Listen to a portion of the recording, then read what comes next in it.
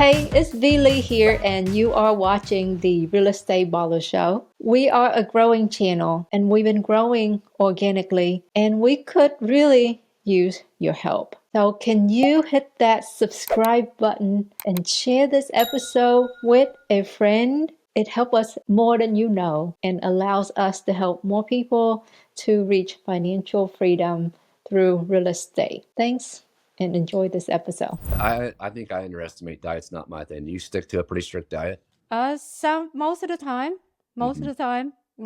I do have the time where I relax like the rest of the people. Well, you got But to. yes, I But do eat healthy. I don't eat fast food. I can count the number of times that I ever eat fast food in my life, and it's just because people that I'm with want to be yeah, convenient and get it, and so I go along.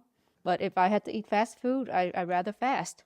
I agree. I think I do fasting, not like that. Maybe a 24-hour fast, but like when I'm making tough decisions sometimes, or I'm really contemplating on what to do.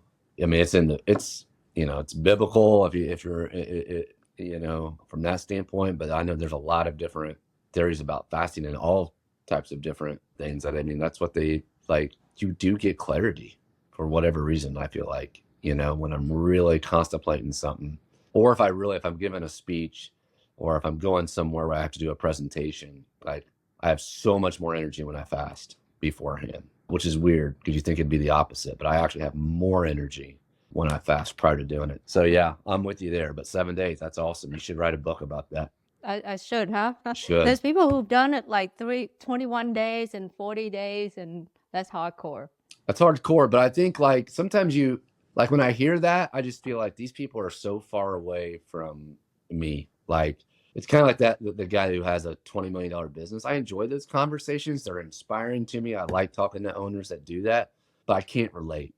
You know what I mean? But if I talk to somebody who has a $10 million business, it's just a little bit in front of me. Then it's like, okay, I can relate to this person. And it seems more doable. So 7 days, like somebody that's done a 30-day fast seems, but yeah, 7 days relatable. Like I say, okay, I could see that, Yeah, it's cool. Well, so I think if I put you anywhere, you ever seen that show? What is it? The Billionaire something? I think they didn't continue the show, but it was Grant Cardone was in it and two other people were. Yes, I do remember where they drop you somewhere and nobody knows you and create $1 million.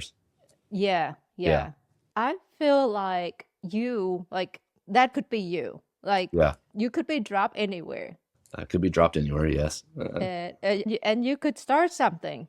Maybe you hit a mill, maybe you hit 10. I mean, or you hit 100, but I still win. Well, when we talk about mindset, I think we talk about mindset. Yes, talk about fear because that's what holds us back a lot of times. Is I think we can do anything that we literally set our mind to. I mean, you just did a 7-day fast. Like I think if we tell ourselves that it's possible and we can do it, to your point, I think what you're teaching, what you're doing there is awesome. Is you're teaching yourself, your mind is saying we can do anything if we really want to. And I think our mind, and then why it's so important for mindset is, I think the people who are extremely successful, the Grant Cardones, but just people that you and I know that have been in real estate, like they just believe they could do it. And when the belief becomes like a knowing, like I know I can, not I think I can. I know I can. I know I can do it. I don't know how long it's going to take. I don't know exactly how I'm going to get there. I think we worry about, for me anyways, when I say we, I always refer to I'm really just talking about myself. But like, I think sometimes we always want to know how are we going to do it before we ever get started? How is it going to work?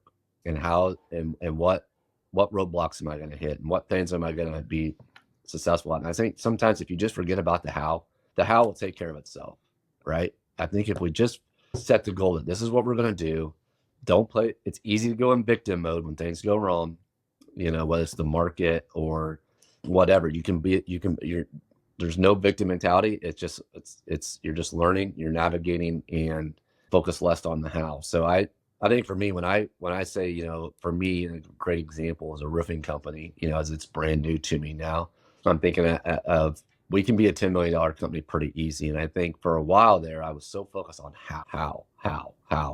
And it keeps us, which I know you're going to talk about, I think, is you put a plan together and you just got to understand that plan most likely won't go exactly how it's supposed to.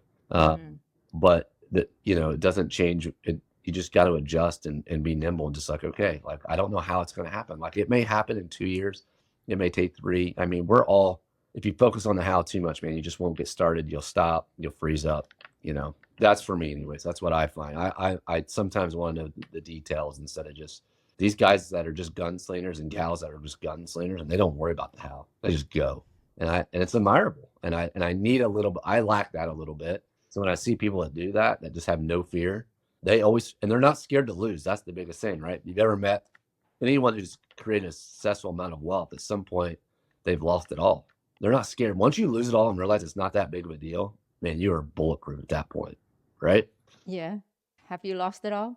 I've lost a lot, more than I wanted to.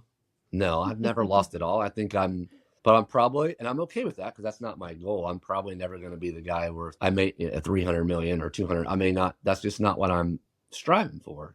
So I have different motivations as I've gotten older and different, I've been around a lot of people. I've had money when you mentioned success, like I no longer look at someone. And if you say, do you know Dave? He's got a 600 door rental portfolio and makes $8 million, $10 million passively. He's successful. I don't judge success by that anymore. This episode is brought to you by National Real Estate Insurance Group, a national independent insurance agency specifically for real estate investors. I personally use NREIG for my investment properties. They offer a low monthly payment option to help you to lower your cash out of pocket when buying an investment property. If you're looking for insurance coverage for your flips or your rental, reach out to them. You can click on the link in the show descriptions, or you can reach out to Jules at 816-946-8443.